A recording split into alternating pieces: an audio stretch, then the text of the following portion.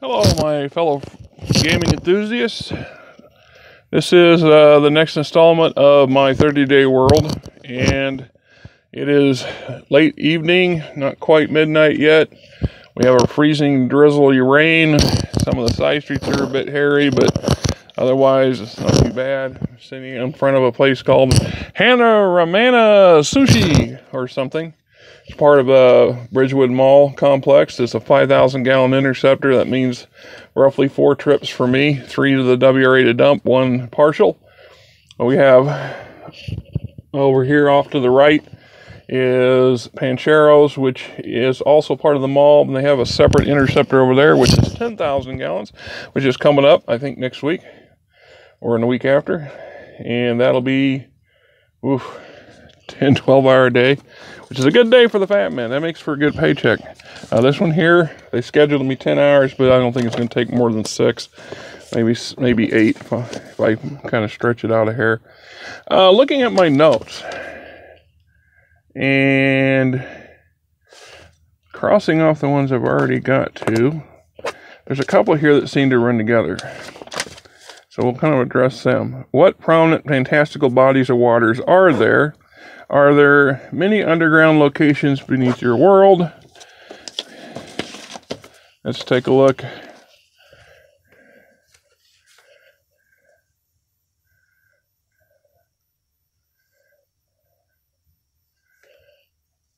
Events and this and that and the other thing.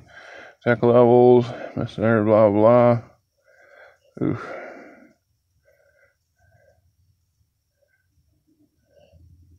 Okay, well, I think we can more or less do 2 at once here. Underground locations and fantastical bodies of water. Well, being that mine's a science fiction based world, sci-fantasy, however you want to look at it, space opera, high opera, the limits there to be factored in. Can you imagine in your mind the day that in the time when we have the ability to explore the universe and the galaxy around us without the limitations of things like dying at a young age and so on and so forth in the process of doing so? Well, how many worlds of water would exist? How many large planetary bodies that would contain water in significant amounts to create an ocean or an ocean-based world? But in a technical speaking, in my game system, Terra or Earth is considered the standard by which all other planets are judged by. It has a 1.0 modifier for builds, and it's the most conducive environment for humans because this is our native world. And yet, by all definitions of the term, it could be considered an ocean planet because, 76%, 80%, I know it's in the fairly high percentile of the surface is covered with water. 96%, I think, is a bit high. I think it's 76, 78, somewhere in there. You would know better than me. I'm sure somebody out there has those figures. But by definition, that's a water planet. Okay? So, entire planets based off of water. Their versions of water world. And all the myriad variations thereof. Imagine a planet, and I see it on the Sci-Fi Channel. I know you've probably have seen versions of these shows where they talk about what would an alien world look like, etc. So imagine a world, nothing but water with a high gravitational pull because it's got more than one moon, and so walls of water hundreds of meters high or thousands of meters high circulate the planet on a regular basis, or a world that's got a light enough gravity that the water has a tendency to float and fall and float and fall. I mean, the possibilities are endless. So the individuals. I have one beta tester who has a water world, and in his world, it's 1% of the surface has landmass. In his eyes, that's a handful. It's basically a shotgun scattering of tiny islands, very few more than a dozen or so kilometers in diameter, and he is colonized the planet and is actively taking advantage of aquaculture and developing underwater facilities and mining and cities using domed technology, which is available through purchase, or eventually creating factories to produce its own. I know another person, another beta tester, who came up with a world that was lion's share of it was water. The rest of it was extremely mountainous. So it was very difficult to colonize the land masses themselves. They were not suitable for permanent construction because of their tendency to crumble or something. And his answer was to build giant rafts, importing materials from other planets to basically build giant rafts to build his cities on. And there you have it. There's two examples. So the other question in tandem with this was, there large underground sections on my world? Well, basically, once again, depends on the worlds that you create as the game player.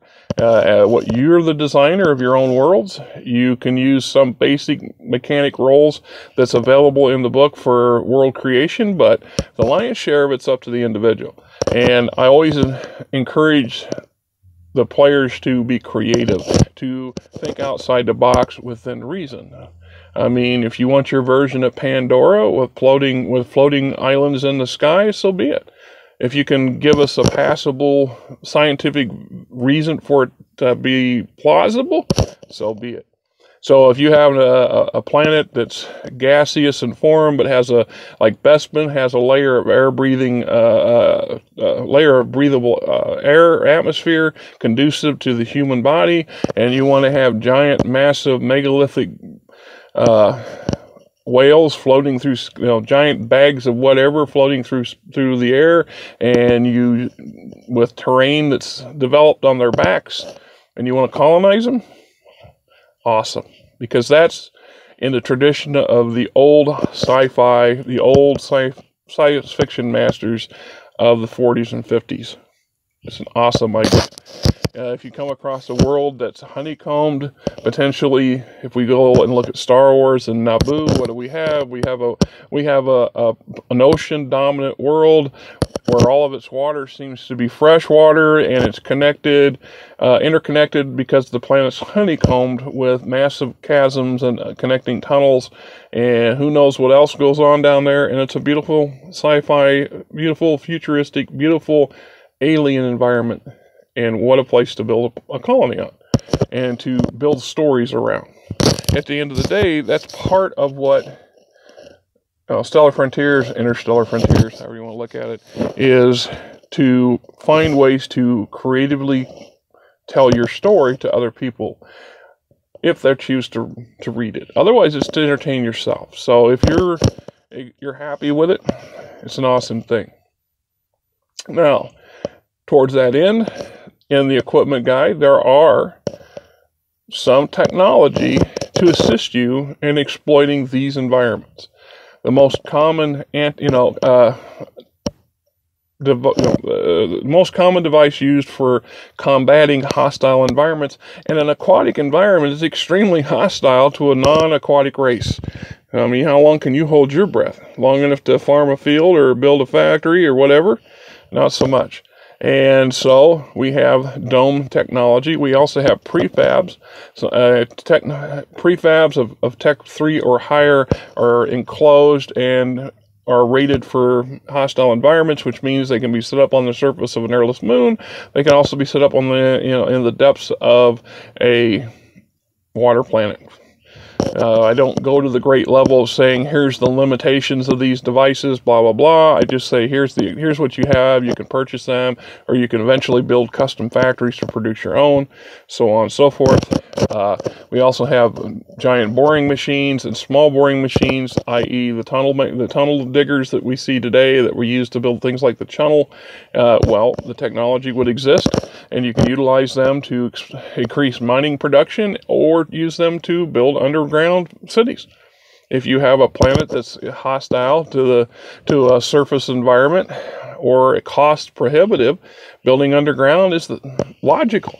So in my game system, the build modifiers reflect this. So the standard ocean world has a 4.0 build modifier.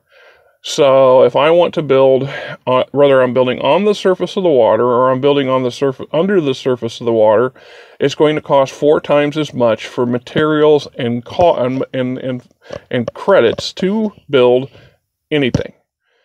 That's to make these builds fit the environment.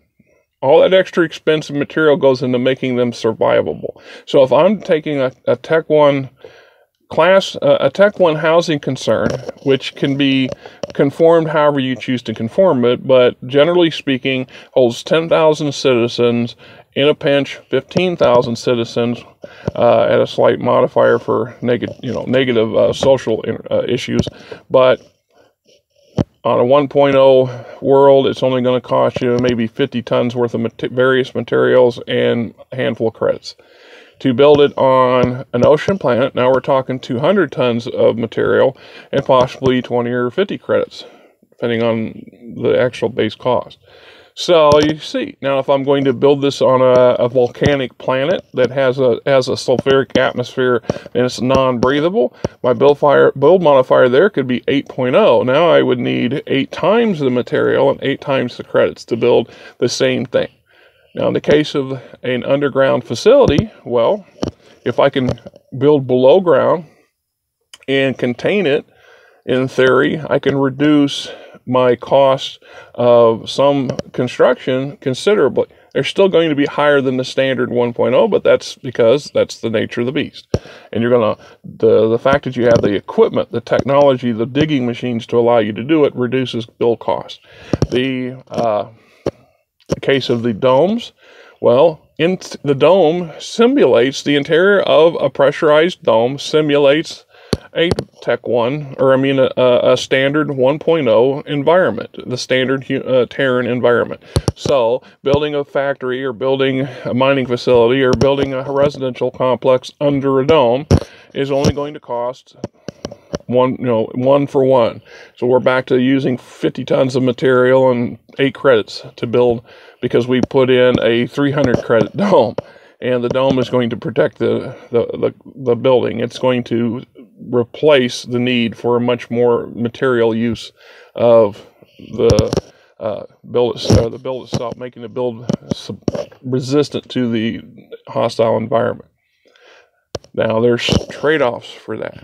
Doing so, of course, building a pressurized dome means you now have an artificial bubble of sorts, whether it's below water or on a hostile atmospheric planet, that is subject to potential damage. So if somebody chooses to sabotage it, terrorist organization or a neighboring house lord that wants to mess with you, or perhaps a pirates raid the colony and they decide the best way to get access to your storage facility is to blow the dome open and go in there in spacesuits, well, now you have to ask yourself, what do you do? How do you prevent everybody under the dome from dying? Can you give them enough survival suits and so on and so forth, and to meet an emergency of that sort? That could be an expensive process. And then rebuilding the dome, of course, that cost you material and credits and time. Or replacing the dome can be done faster, assuming if you have one that's pre-ready to be to set up, and yet you're still exposing a standard build to a hostile environment. It's going to cause damage to those internal builds. So once again, if I built a Tech 1 housing complex 100 meters below the surface of a water world and the dome implodes, the odds are pretty good that most of the housing concern is going to implode with it. That means you have to repair the dome first, and then repair the housing concern, and then replace the population, which may or may not cause you social issues if you're choosing to follow that vein of stuff. So, there you have it, my answer to those 2 questions.